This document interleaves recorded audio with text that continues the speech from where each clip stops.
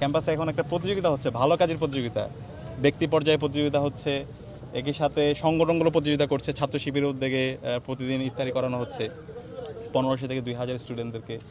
ছাত্র শক্তির পক্ষ থেকে গণ ইফতার করা হচ্ছে, ছাত্র দলেরও ব্যক্তি পর্যায়ে এবং বিভিন্ন পর্যায়ে ইফতার হচ্ছে, সামাজিক সংগঠনগুলো ইফতার করছে। এর পাশাপাশি এখানে হচ্ছে বিভিন্ন জেলাভিত্তিক উপজেলাভিত্তিক সংগঠন আছে, তারা ইফতার করছে।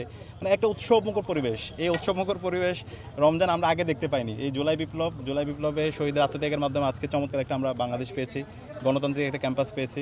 রমজান উপলক্ষে একটা ফেস্টিভ মুড, প্রত্যেকটা হলে যান, প্রত্যেকটা হলে আলোকসজ্জা করা হয়েছে। এবং আমাদের সেন্ট্রাল মসজিদ আগে নারীদের জন্য তারাবির ব্যবস্থা ছিল না, তারাবির ব্যবস্থা করা হয়েছে। তো নারী পুরুষ সবার জন্য আলহামদুলিল্লাহ ক্যাম্পাসে একটা উৎসবমুখর পরিবেশে আমরা রমজান পালন করছি।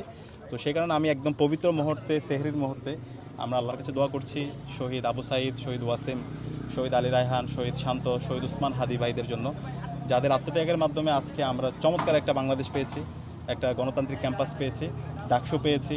ডাকসু পরবর্তী আজকে সকল ক্যাম্পাসের মধ্যে একটা শান্তিপূর্ণ পিসফুল কোএক্সিস্টেন্স দেখতে পাচ্ছি। তো আমরা আমাদের এই শহীদদের স্মরণ রাখতে হবে বারবার। আমরা আজকে দেখতে পাচ্ছি, এটা খারাপ লাগে, কষ্ট লাগে যে শহীদদের আত্মত্যাগের মাধ্যমে 2000 আমাদের ভাই বোনরা জীবন দিয়েছে, যে শহীদদের মাধ্যমে আজকে নতুন বাংলাদেশ পেয়েছি।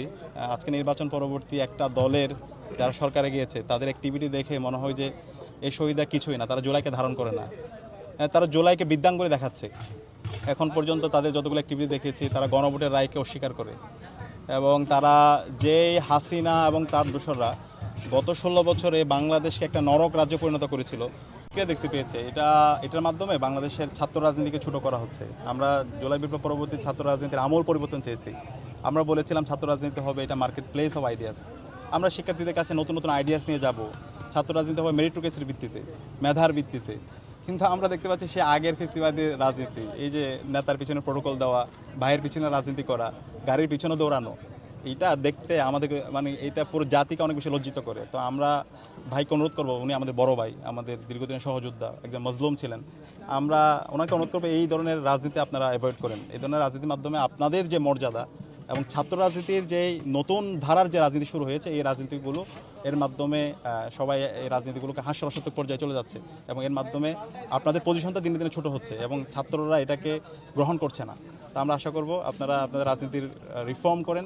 ছাত্ররা যেভাবে রাজনীতি চায়, জুলাই বিপ্লব পরবর্তী যে নতুন ধারার রাজনীতি শুরু হয়েছে, সেই রাজনীতি আপনারা বিনির্মাণ করেন।